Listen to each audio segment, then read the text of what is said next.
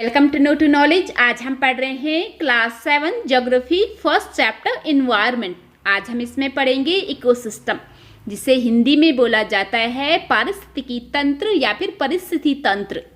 तो इसमें क्या होता है कि जब भी कोई लिविंग ऑर्गेनिज्म अपने आसपास जो भी दूसरे लिविंग ऑर्गेनिज्म हैं उनसे उसका इंट्रैक्शन होता है, और साथ ही साथ इन्वायरमेंट में कुछ नॉन लिविंग थिंग्स भी होती हैं, तो उनके साथ जो भी उनका इंट्रैक्शन होता है, यानी कि एक लिविंग ऑर्गेनिज्म का दूसरे लिविंग ऑर्गेनिज्म के साथ इंट्रैक्शन और साथ ही साथ उसके सराउंडिंग्स में जो कुछ भी चीज़ें होती हैं तो उनके साथ जो भी उसका रिलेशन यानी कि इंट्रैक्शन होता है, तो वो मिलकर के एक सिस्टम बनाते हैं। तो वही सिस्टम होता है हमारा इकोसिस्टम। तो यहाँ पर आपकी बुक में इसकी काफ़ी सुंदर सी डेफिनेशन दी है। इसको हम पहले वर्ड टू वर्ड पढ़ते हैं। It is a system formed by interaction of all living organism with each other and with the physical and chemical factors of the environment in which they live, all linked by transfer of energy and material. तो इसका मतलब ये होता है कि वो system जिसमें कि लिविंग ऑर्गेनिज्म का एक दूसरे से, ठीक है, जो भी इंट्रैक्शन होता है यानी कि उनका एक दूसरे से रिलेशन होता है, और साथ ही साथ एनवायरनमेंट में जो कुछ भी फिजिकल एंड केमिकल फैक्टर्स होते हैं। तो फिजिकल फैक्टर्स क्या होता है, यानी कि हर एक चीज का जो बाहरी रूपरेखा होती है, जो भी चीज हमें जिस फॉर्म में दिखाई देती है, जैसे पेड़ को पेड़ जैसा दिखेगा, है ना, उसमें जो कुछ भी फल फूल जो कुछ भी होंगे तो वो सब का सब जो है उसका फिजिकल फैक्टर होता है। और साथ ही साथ जो वो फल है वो किस चीज से मिलकर बना होता है, यानी कि उसमें क्या क्या कार्ब्स हैं, किस टाइप की उसमें मिनरल्स हैं। और दूसरा एग्जांपल हम लेते हैं वाटर। तो वाटर में क्या होता है, उसमें हाइड्रोजन भी होता है और क्या होता है, उसमें ऑक्सीजन भी होता है। इन एटम से मिलकर के वो चीज बना है, तो वो क्या हो जाता है, वो होता है उसका केमिकल फैक्टर। साथ ही साथ इसमें एनर्जी एंड मटीरियल का ट्रांसफर भी होता है। तो कैसे कि मानो कि यहाँ पर है एक आम का पेड़, तो हमने क्या किया कि आम खाया, तो आम के अंदर जो भी एनर्जी थी, मीन्स कि उसके अंदर जो भी कार्ब था, जो भी उसमें मिनरल्स विटामिन थे, ठीक है, यानी कि वो सारा का सारा मटेरियल पहले आम में था तो वो हमारे अंदर आ गया, ठीक है। तो उसी तरीके से क्या होता है कि जब भी कोई छोटा सा पशु मीन्स कि इंसेक्ट है, तो इंसेक्ट को किसने खाया, यहाँ पर है फ्रॉग, इंसेक्ट को फ्रॉग ने खाया, फ्रॉग को जो है स्नेक ने खाया, स्नेक को बाज ने खाया, ठीक है, और बाज को किसी और बड़े एनिमल ने खाया। तो उस तरीके से क्या हुआ कि एनर्जी जो है ना पहले आम के अंदर था, ठीक है, तो आम को इंसेक्ट ने खाया, इंसेक्ट को फ्रॉग ने खाया, तो एनर्जी का ट्रांसफर एक एनिमल से दूसरे एनिमल में लगातार होता रहता है। तो वो सब मिल करके जो है ना एक पूरा का पूरा सिस्टम बनाते हैं। तो यही जो है ना वो कहलाता है हमारा इकोसिस्टम। तो यहाँ पर जो है बहुत प्यारी सी स्टोरी है, इसको भी हम पढ़ते हैं। At an NCC camp that Ravi's class was attending, NCC camp में रवि की क्लास भी जो है अटेंड कर रही थी। तो उसमें क्या हुआ कि जैसे एक्सक्लैम्ड होता है सरप्राइज से कुछ कहना। तो what a heavy downpour, downpour होता है कि मूसलाधार बारिश की, कितनी ज़्यादा मूसलाधार बारिश। तो it reminds me of my home in Kerala. तो केरला की रहने वाली थी, केरला में जो है बहुत ज़्यादा बारिश होती है, तो उसे जो है वहाँ की याद आ गई। You should come and see how it pours and pours and pours over the lush green fields and coconut plantations.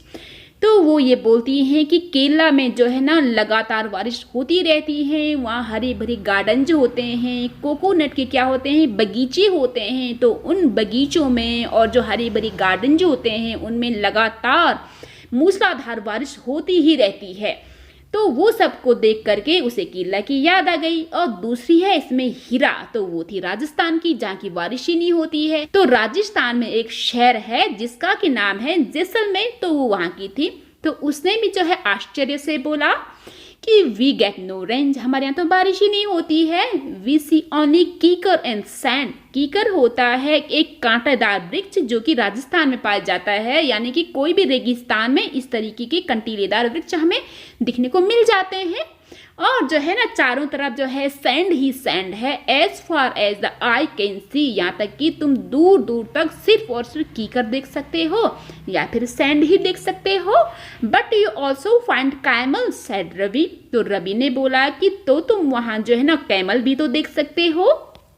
तो वो आगे क्या बोलती हैं, तो हीरा सैज, तो हीरा ये बोलती हैं कि नॉट जस्ट कैमल, सिर्फ कैमल ही नहीं, if you visit our desert you will see snake, lizard and many insects too.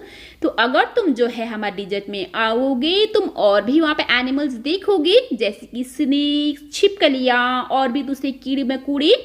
तो Ravi wondered why do animals the vegetation, ठीक है, and the way people live vary from place to place, are they all related to each other। तो रवि ने क्या किया कि सोचा और उसने बोला कि इस तरीके का जो भी ये एनिमल्स हैं, जो वेजिटेशन होता है ना, कि जो नेचुरली जो भी प्लांट्स अपने आप ग्रो होता है तो उसे बोला जाता है वेजिटेशन।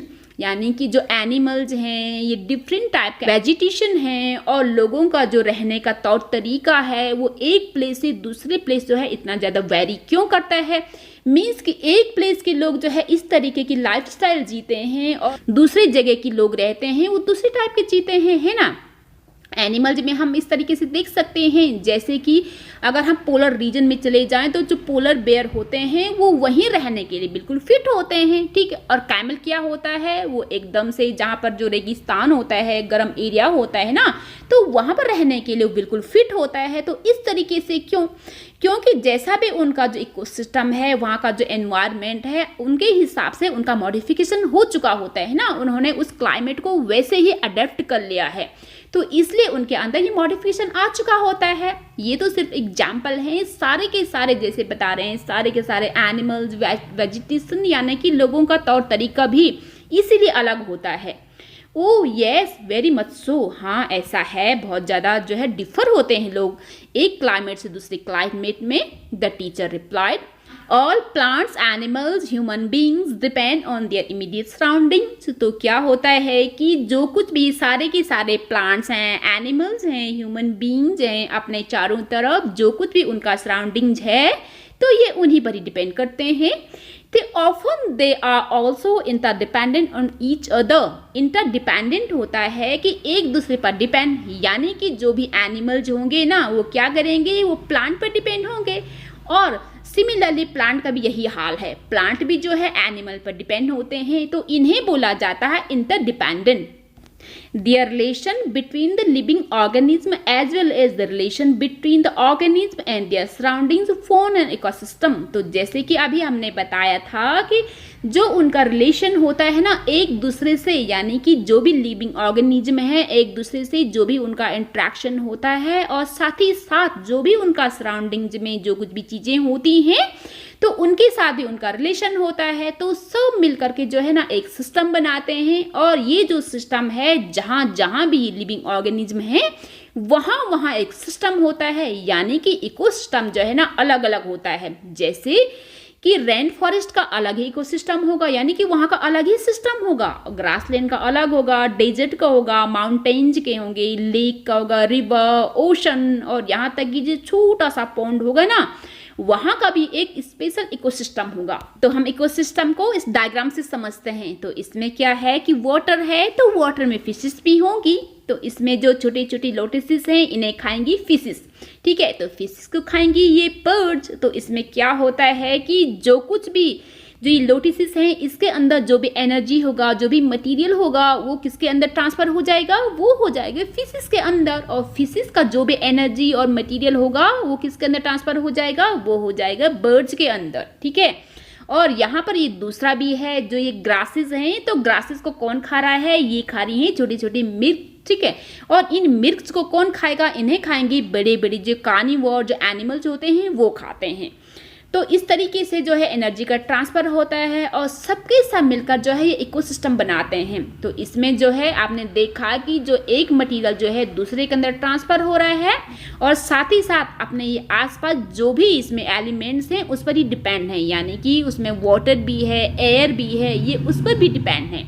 अब हम पढ़ेंगे human environment. Human beings interact with the environment and modify it according to their need. तो ह्यूमन बींग जो है इन्वायरमेंट से इंटरेक्ट करता है और अपनी ज़रूरतों के हिसाब से उसे मॉडिफाई करता है, चेंजेस करता है, डिस्ट्रॉय करता है। Early humans adapted themselves to the natural surrounding. जो अर्ली ह्यूमंस थे वो बेचारे काफ़ी सीधे साधे थे, तो उनके सराउंडिंग्स में जो कुछ भी नेचुरली उन्हें दे दी गई थी तो उसके अकॉर्डिंग उन्होंने जो है ना अपने आप को ढाल लिया था। They led a simple life and fulfil their requirements from the natural around them. तो उनके आसपास जो कुछ भी नेचुरली उन्हें दे दी गई थी तो उनके अनुसार वो अपनी लाइफ जो है काफ़ी सिंपल तरीके से जीते थे और अपनी ज़रूरतों को पूरा करते थे। तो with time needs grew and became more varied. तो जैसे जैसे टाइम बीतता गया तो क्या होता गया कि जो है बहुत ही ज़्यादा इसमें वेरिफिकेशन यानी कि उसमें जो है ना काफ़ी ज़्यादा बदलाव भी आता गया।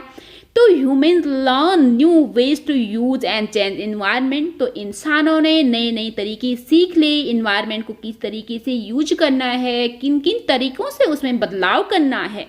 दे लर्न टू ग्रो क्रॉप्स। उन्होंने जो है क्रॉप्स को उगाना सीखा। डोमेस्टिकेट एनिमल्स को उन्हें पालतू बनाना सीखा। And lead a settle life. और इस तरीके से जो है उन्होंने अपनी बस्तियां बनानी शुरू कर दी। ठीक है, एक जो लाइफ का जो सेटलमेंट होता है यानी कि उसमें ठहराव वो उन्होंने सीखा। The wheel was invented. Wheel का विकास हुआ, ठीक है, उसकी खोज हुई। Surplus food was produce. Surplus food होता है कि जितनी भी उनकी रिक्वायरमेंट है उससे कई ज़्यादा वो ग्रो करते थे। ठीक है, बार्टर सिस्टम इमर्ज। तो बार्टर सिस्टम में ये होता है कि एक थिंग के बदले दूसरी थिंग मिलती है। मानो कि किसी भी गांव में दालें बहुत ज़्यादा होती हैं तो वो गांव वाले क्या करेंगे कि उन पल्सेस को लेकर के मार्केट में बेच देंगे, लेकिन वो जो है ना पैसा नहीं लेंगे। वो क्या करेंगे, नमक, चीनी, जो भी चीज़ें जो है मार्केट में होती है ना, तो उसके बदले दालों के बदले वो चीनी, नमक वगैरह दूसरी चीज़ें लेंगे। तो वो सिस्टम कहलाता है barter system. Trade started and commerce developed. Trade का मतलब होता है व्यवसाय और कॉमर्स का मतलब होता है वाणिज्य। तो जो भी ये व्यवसाय है, वाणिज्य है, यानी कि ट्रेड और कॉमर्स वो जो है ना एक ही चीज़ है। ट्रेड जो है स्टार्टिंग की चीज़ होती है, यानी कि कोई शुरू में जो है ना छोटा सा व्यवसाय शुरू करेगा तो धीरे धीरे जो है बिजनेस काफ़ी बड़े पैमाने पर फैल जाता है। तो इसका मतलब कि यही होता है। तो industrial revolution enable large scale production. तो जिस तरीके से जो है इंडस्ट्री में परिवर्तन आता गया, यानी कि उसमें न्यू क्रांति आती गई, लोग जो है नई नई मशीनें लोगों ने इन्वेंट करना शुरू किया, तो प्रोडक्शन भी जो है ना काफ़ी बड़े पैमाने पर होने लगा। Transportation became faster. तो ट्रांसपोर्टेशन होता है एक जगह से दूसरी जगह जाना, जैसे कि रोड, रेलवे या फिर एयरलाइन के द्वारा। तो वो जो है काफ़ी तेज़ी से लोग एक जगह से दूसरी जगह पहुंचने लगे। Information revolution made communication easier and speedy across the world. तो इस तरीके से जो है लोगों में कम्युनिकेशन यानी कि एक दूसरे से जो बातचीत होते हैं ना, एक जगह से दूसरी जगह उनका जो इन्फॉर्मेशन होता है उसमें न्यू क्रांति आई और वो जो है पूरे संसार में काफ़ी तेज़ी से फैलनी शुरू हो गई।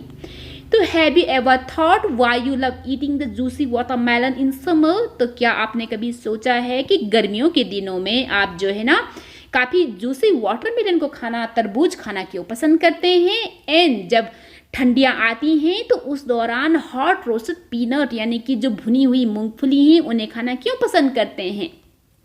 तो वो सब जो है ना क्लाइमेट की वजह से होता है। हमें अपने टेम्परेचर को मेंटेन रखना होता है अपने एनवायरनमेंट के अकॉर्डिंग, इसीलिए हम ऐसा करते हैं। अब perfect balance is necessary between the natural and human environment. तो इसके लिए जो है हमें परफेक्ट बैलेंस को बनाना जरूरी होता है। किन के बीच में, तो वो है नेचुरल एंड ह्यूमन जो एनवायरनमेंट होता है ना उसके बीच में। तो humans must learn to live and use the environment in the harmonious way. तो इस तरीके से जो है हम लोग अपने जो प्रकृति के साथ काफ़ी ज़्यादा छेड़छाड़ करते हैं, यानी कि एनवायरनमेंट का काफ़ी ज़्यादा दोहन करते हैं। तो इसीलिए हमें काफ़ी अच्छे से, काफ़ी हार्मोनियस वे से, हार्मोनियस होता है कि सबको समान रूप से लेकर चलना, किसी को कोई भी नुकसान नहीं पहुँचाना। ठीक है, तो उस तरीके से जो है हमें अपने एनवायरनमेंट का अच्छे से यूज करना, उसमें रहना सीखना ही चाहिए। Noori, a girl from Mizoram from Ravi's class, often talks about the lush green surrounding of her place. तो नूरी जो है मिजोरम की थी। तो मिजोरम कहाँ पर है? वो है हमारा जो 7 सिस्टर होते हैं ना कि नॉर्थ ईस्ट में, वहाँ की, ठीक है। तो वो अपनी क्लास में अपने जो ग्रीन हरी भरी गार्डन थी उनकी बातचीत तो क्या करती थी? तो seeing Ravi upset and having lost his playground, तो जब उसने देखा कि रवि जो है अपने जो एकमात्र प्लेग्राउंड के लॉस्ट होने पर काफ़ी ज़्यादा दुखी था, तो उसने उसे अपने घर इनवाइट किया। तो Noori invited him to visit her home stay during the coming vacation. तो उसने बोला कि जब भी आने वाली छुट्टियां होगी तो उसके दौरान तुम हमारे घर में आना, ठीक है। तो Ravi teacher asked the student to draw the landscape, houses and activities of the people and places they visit during the holidays। तो रवि की टीचर ने भी ये बोला कि छुट्टियों के दौरान तुम लोग जो है जहाँ जहाँ जाओगे तो वहाँ के क्या करना है तुम्हें, वहाँ की पीपल के बारे में, प्लेसेस के बारे में, और वहाँ के जिस टाइप के वहाँ पे हाउसेस हैं तो उस टाइप के तुम्हें लैंडस्केप को ड्रॉ करना है। तो लैंडस्केप और जो पॉट है जो मोबाइल का होता है ना, जो स्क्रीन होता है वो वाला नहीं। तो लैंडस्केप का मतलब होता है कि मानो कि यहाँ पर कोई घर है, वहाँ पे लोग भी रह रहे हैं, आसपास जो पेड़ पौधे हैं, यानी कि जो पूरा सीन होता है ना, जो पूरी सीनरी, तो उसे बोला जाता है लैंडस्केप।